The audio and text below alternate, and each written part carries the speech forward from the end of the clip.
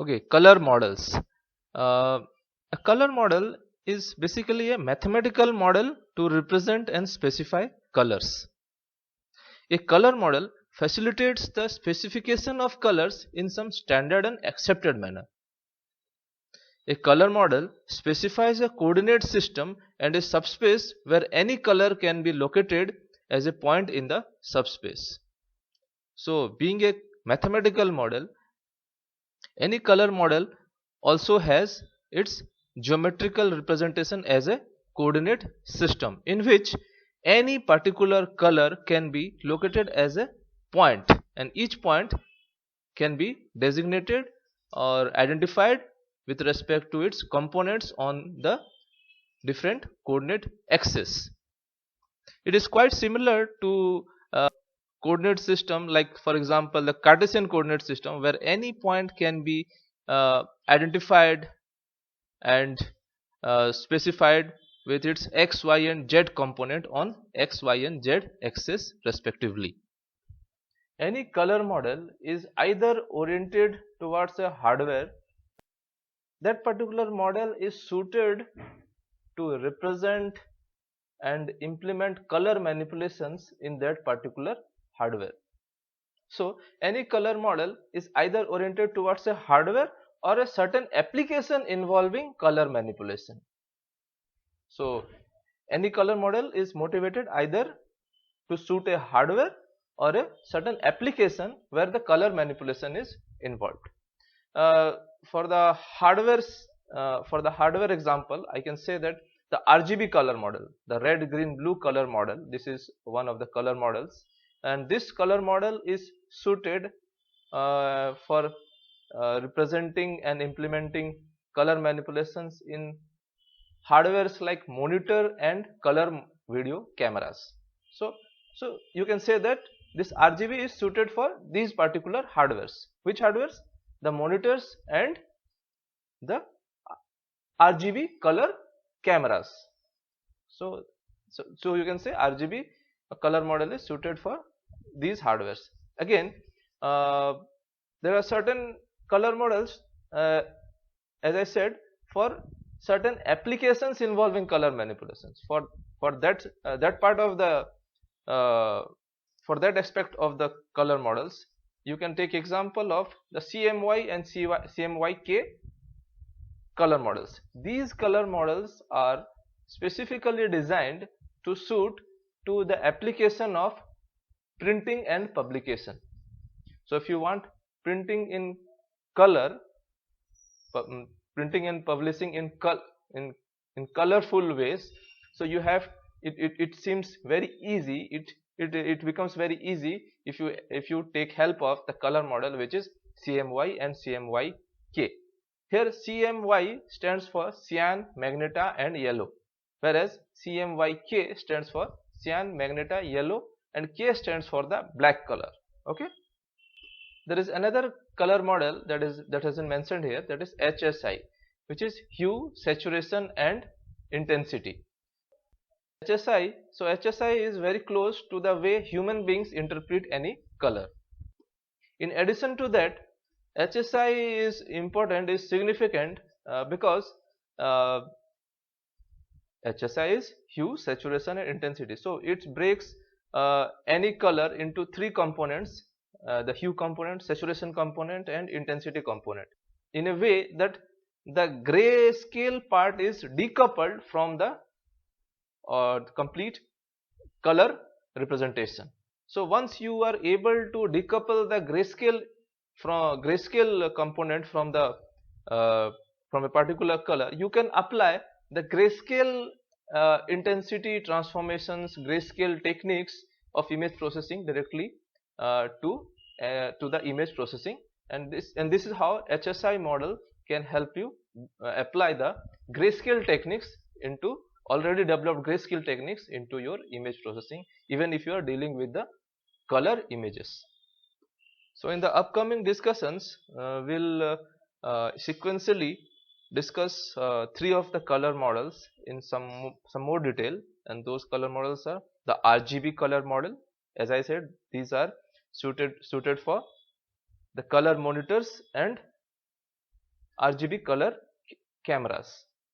Then we'll discuss about the CMY and CMYK color models, and then finally we'll discuss the HSI color model, and we'll try to establish relationship between different color models. That means if you have a color representation in one particular model, how we can get the representation of the same color in a different color model. The first color model which we are going to look upon is the RGB color model. RGB color model, abbreviated form of red, green, blue color model. It is a color model based on a Cartesian coordinate system, and in this coordinate system, Cartesian coordinate system, each color appears having its three primary spectral components of red, green and blue in three of its axes, dedicated each for red, green and blue respectively. So this is how the coordinate system will look like. The RGB color model will look somewhat like this geometrically. So this is the red axis, R axis, this is the green, G axis, this is the blue, B axis. Of the whole infinite space, we have a subspace of subspace means subset of the infinite space. So this color model is a subspace bounded by a cube. Okay, this subspace is a bounded volume, and that volume is cubical in nature, and this is the color model subspace. So this R axis, red axis, starts from 0 and it's increasing, and it is limited to the point where R equals to 1. Similarly, the green axis, the green scales from 0 to 1, and similarly the blue also spans from 0 to 1. So R, G and B axis are can be called as to be normalized to the values of 1. So this point is the maximally red point on the red axis. This point is the maximal green point on the green axis, and this is the maximal blue point on the blue axis. This RGB color model has been modeled as a cubical subspace, as you can see on this diagram. So it's a cubical subspace, and this cubical subspace which defines our RGB color model is called as this RGB color cube. In this RGB color cube, you can locate the red color at this point, the blue color at this point, and the green color at this point. So these are the three primary colors, and which scales on their respective axes from 0 to 1. Now we talked about the primary colors here. Now the secondary colors, you can spot the secondary colors. You know already that a combination of red and blue gives you magneta. The combination of red and blue devoid of green, having no combination from green, the combination of red and blue gives you magneta, and so you can locate magneta here.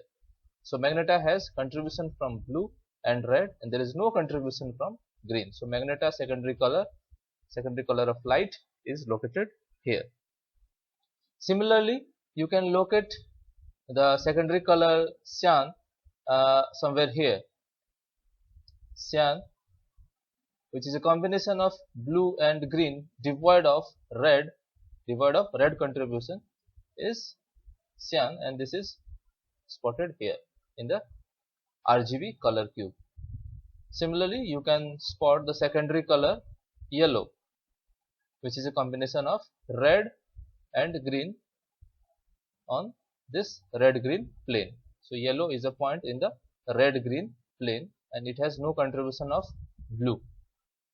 So these are the secondary colors, cyan, magenta and yellow, to be spotted in this RGB color cube.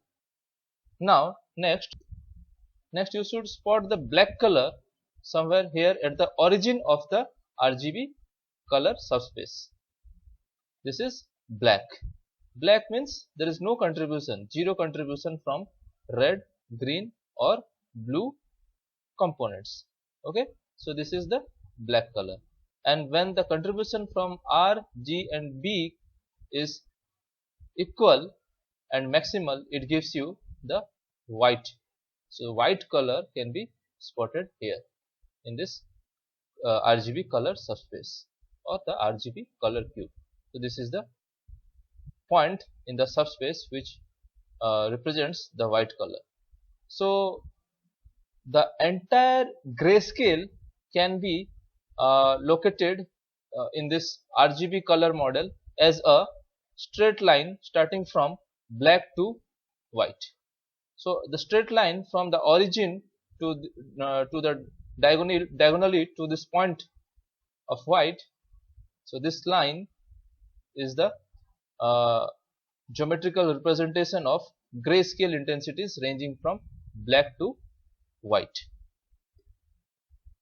In this color model, any color C, suppose any color C can be denoted with a point in this subspace, in this RGB color cube or the RGB color subspace. So if this is the point C which represents some color and this point C representing a color can be defined by a vector which is C vector, and this C vector is a vector from origin to this point. So this is a vector of this kind. So C can be represented as the R component along R axis plus G magnitude on the G axis plus B magnitude on the B axis. So R cap, G cap and B cap are the unit vectors in the R direction, G direction and B direction. So these capital R, capital G and capital B are the magnitude of the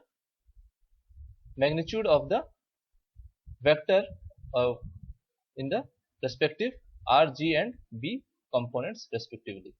So what we conclude here, what you need to note down here is any color can be represented as a point.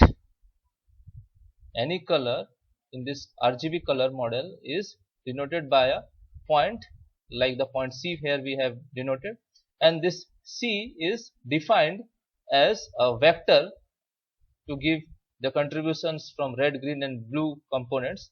So C is defined as a vector which is equals to capital R times R cap plus capital G times G cap plus capital B times B cap.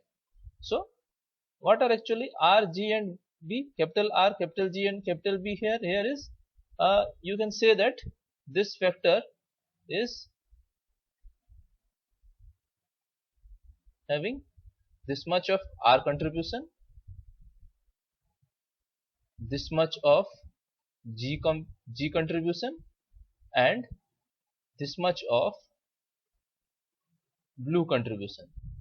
So as I said, R, this is R contribution, this is G contribution and this is B contribution, and this R cap is a unit vector in the red direction, G cap is a unit vector in the G direction and B cap is a unit vector in the blue direction. So this is all what we should know from the RGB color cube.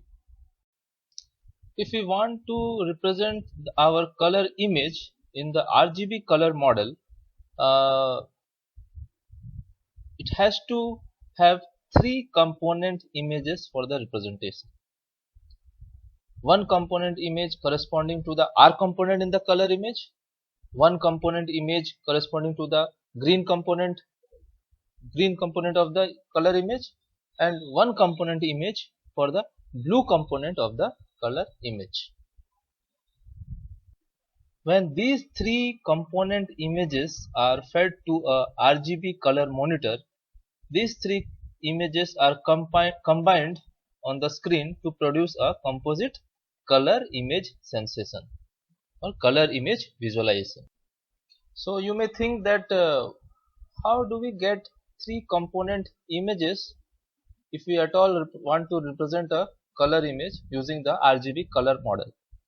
What happens when we are using a RGB video camera to record a scene in color using the RGB color model? Three sensors are there. One sensor is sensitive to red, one sensor is sensitive to green, and another sensor is sensitive to blue color in that particular scene. So each sensor produces a grayscale image corresponding to the red, green and blue color of the scene. So each of the grayscale image, since each is a grayscale image by itself, each grayscale image can be represented by small b bits for each pixel. Each pixel in each of the grayscale component image corresponding to red, green and blue. So each pixel may be represented by b number of bits. And since there are three component images, one component image for red, one component image for green, one component image for blue. So for any color pixel we have three component image pixels. So how many bits? So small b times 3 number of bits in total represents one color pixels, one color pixel. So if you are adopting a 8-bit representation for a pixel in each component image, then you'll be getting 8 into 3, 8 multiplied by 3, that means 24 number of bits to represent the color information of a single color pixel, and this value is called as the pixel depth of the color image. So pixel depth for 8-bit representation of each pixel in the component image, the color image will have a pixel depth of 8 into 3, that is equals to 24. For a similar adoption, we may be interested to know that how many color shades are ever possible in this representation in RGB color model. That means if we adopt 8-bit representation for each pixel in each component image to represent a single color pixel, and likewise for all the color pixels, then how many colors are ever possible that can be that can be ever come into our representation. So you can calculate it like that. A single component image supports 2 to the power 8 grayscales. A single component image supports 2 to the power 8 grayscales. Why? Because each bit is represented by 8 bits. So since there are 3 component images, so the total number of combinations that is ever possible is 2 to the power 8 whole to the power 3, and which gives you a very large number, and that is 16 crore 7,77,216. 16 crore 7,77,216.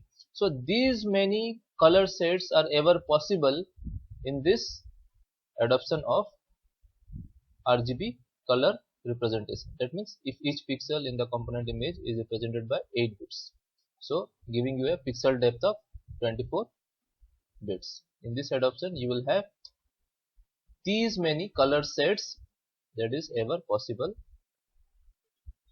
This diagram you will see this has been captioned as RGB 24-bit color cube. This is to show that what all are the color sets that are ever possible in this adoption. So this is a realization of this very diagram with the special case that these many color sets are accommodated in this whole cube.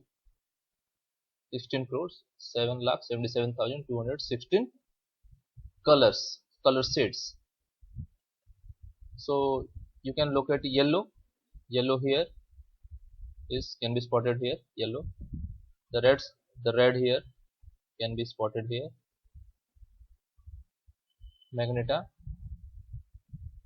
the corresponding magenta is over here. The cyan, it looks cyan in color. This is blue, and the blue is somewhere here. The white color, you can spot it here. The black is somewhere here. Cube goes like this. So black is at the origin. So this is black. Now let us talk about the CMY and CMYK color models. As you know, cyan, magenta and yellow are the secondary colors of light, and they are the primary colors of pigments.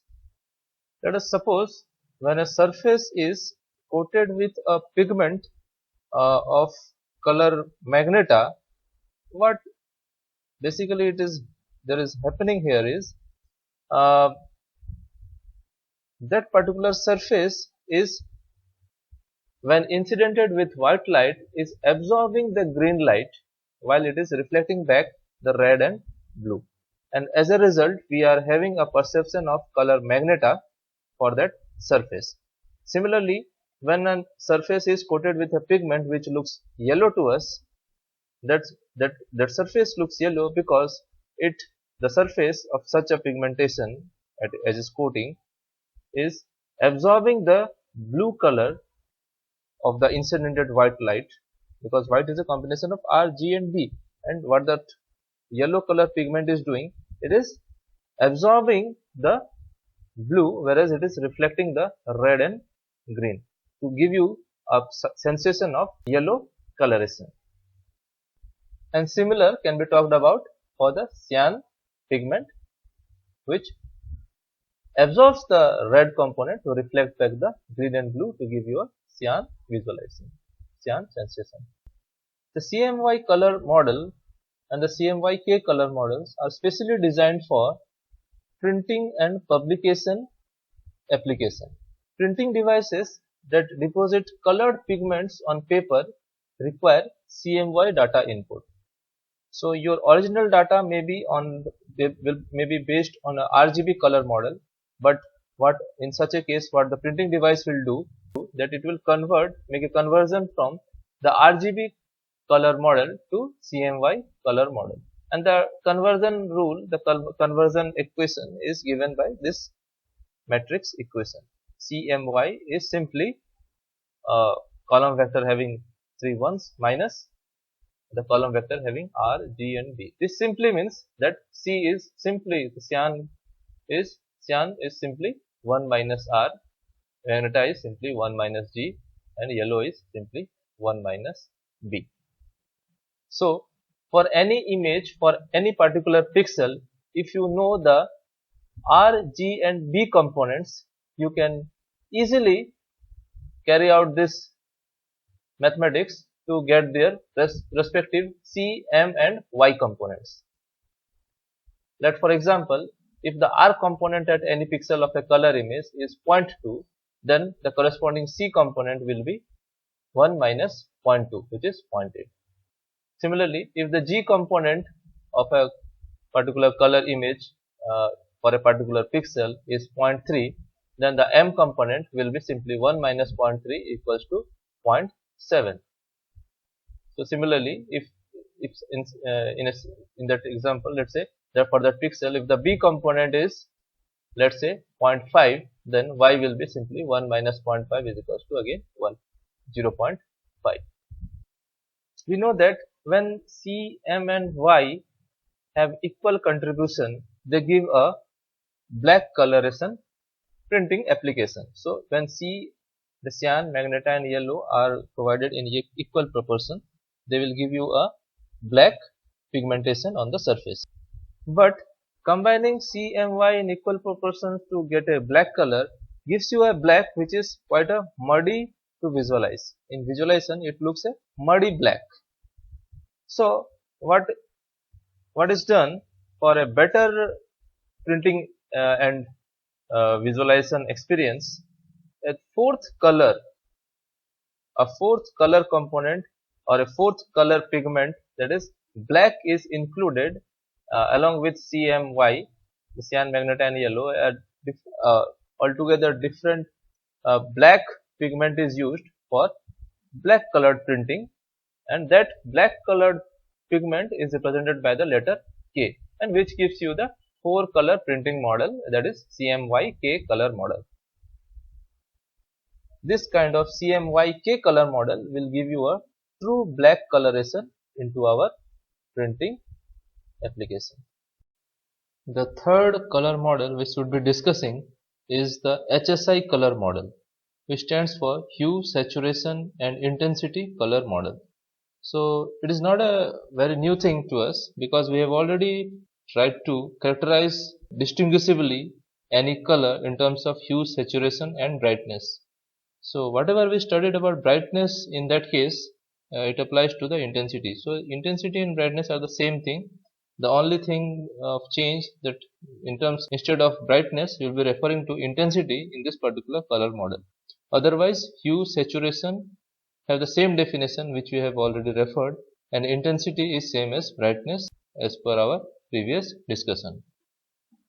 The RGB and CMY color models were oriented towards the hardware, how we could represent color and manipulate color in various hardwares.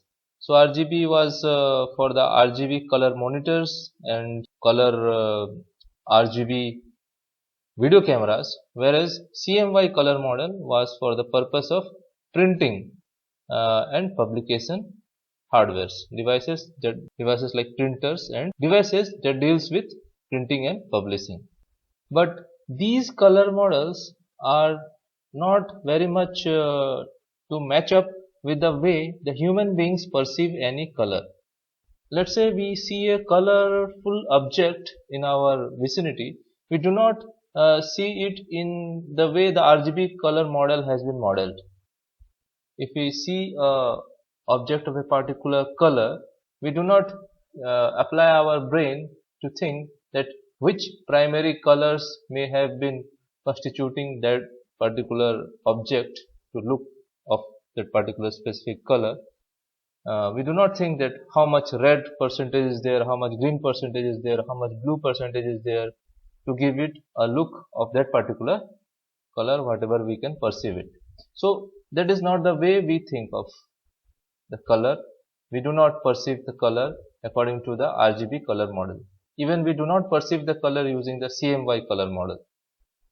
So here we can relate another color model which matches very closely how human beings, how us perceive a color, describe the color. Let's say when we see an object of any color, we definitely perceive it in terms of something which can be very closely related to the hue, saturation, intensity color model. That means when we see an object of any color, we try to understand what is the dominant wavelength in that particular object. So that is what hue attribute is. Then we try to we can try to relate that how much white light is mixed into that particular color.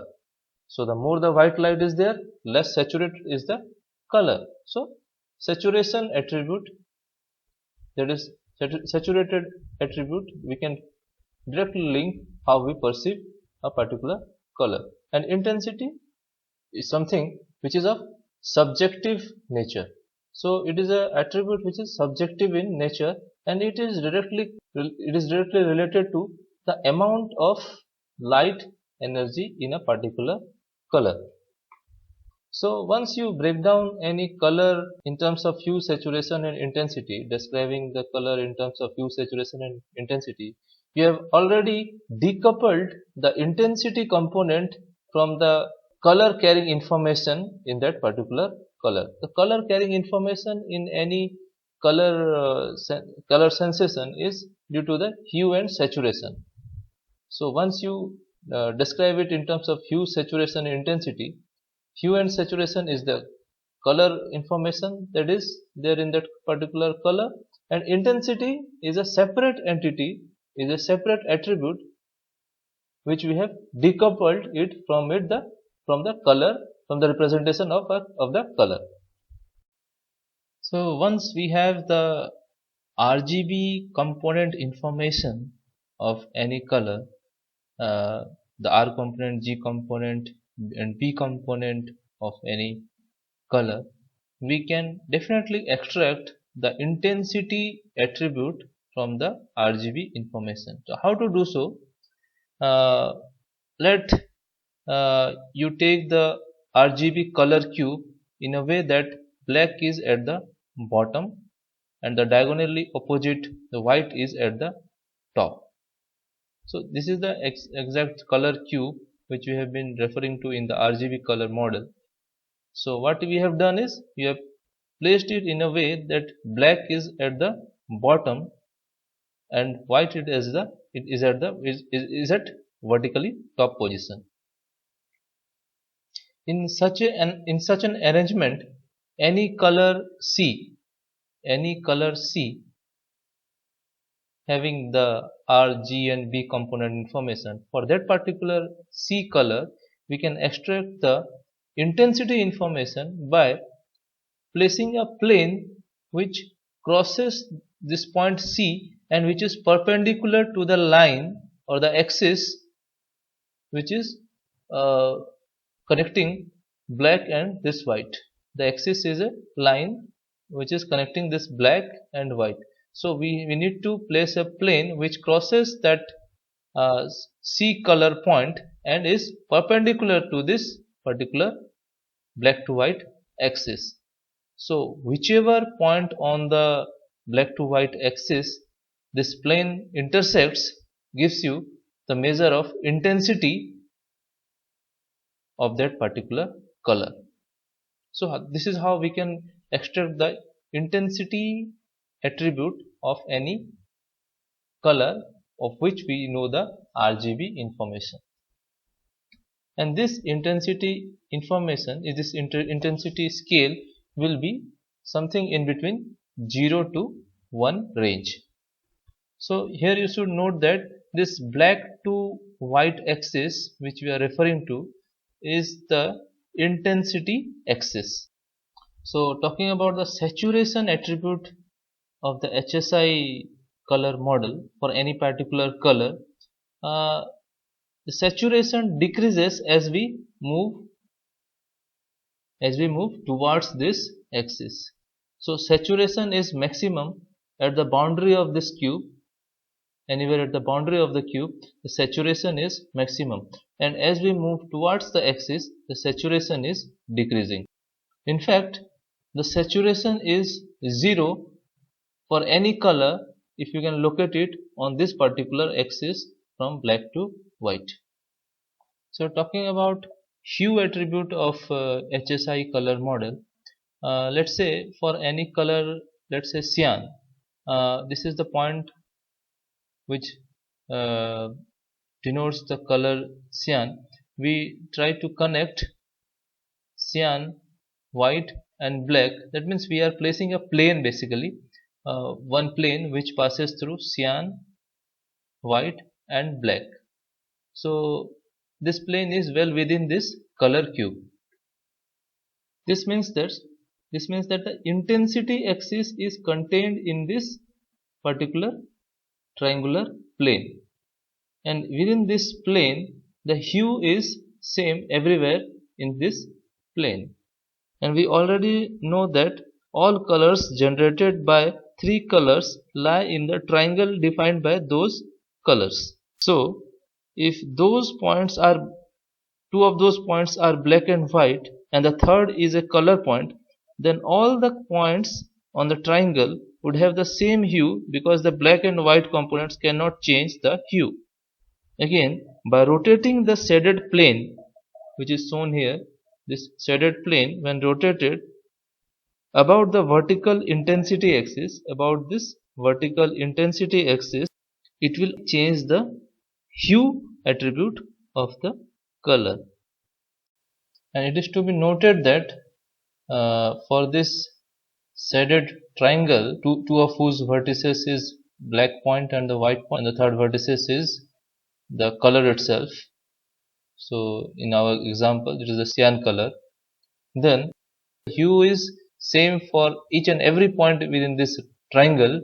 The hue is same everywhere for every point in this triangle, but the intensity and saturation is changing for each and every point within this triangle.